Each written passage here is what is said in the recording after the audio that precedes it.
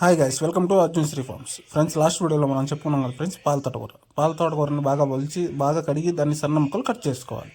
ఇలా సన్న ముక్కలు కట్ చేసుకున్న తర్వాత ముందుగా దానికోసం మనం పౌడర్ గ్రైండ్ చేసుకోవాలి. దానికి కావాల్సిన పదార్థాలు 4 పాయలు ఎల్లుల్లిపాయలు, కొద్దిగా కొబ్బరి, 2 చెంచాల పప్పు, సాయిపప్పు అంటారు దాన్ని, సాయిపప్పు, అలాగే 4 ఎండుమిరపకాయలు బాండిల్లో ఫ్రై చేసుకొని ఈ 4టిని గ్రైండ్ చేసుకోవాలి.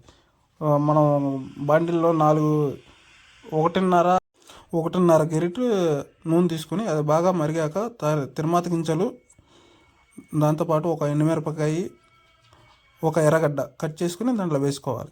అది కొద్దిగా వేగే టైంలో మనం 2 రెబ్బల కరివేపాకు కూడా వేసుకోవాలి. బాగా వేగాక మనం కట్ చేసి పెట్టుకున్న ఆకుకూర కూడా వేసుకోవాలి. ఆకుకూర వేసుకున్న తర్వాత చూడండి ఫ్రెండ్స్, బాగా ఆకుకూర వేసుకొని ఒక 20 నిమిషాల పాటు దాన్ని సిమ్లో పెట్టుకొని ఉడకనివ్వాలి. అలా బాగా ఉడకనిచ్చాక ఒక 20 నిమిషాలు, దగ్గరగా ఒక 20 నిమిషాలు ఉడకనివ్వాలి. దానికి తగ్గట్టుగా కొద్దిగా సాల్ట్, మనకు టేస్ట్ తగ్గట్టుగా సాల్ట్ వేసుకోవాలి. సాల్ట్ వేసుకున్నాక బాగా మగ్గిపోయింది చూడండి. మనం ముందుగా రెడీ చేసుకున్న పౌడర్ని ఆకుకూరలో బాండిల్లో వేసుకొని బాగా కలుపుకోవాలి.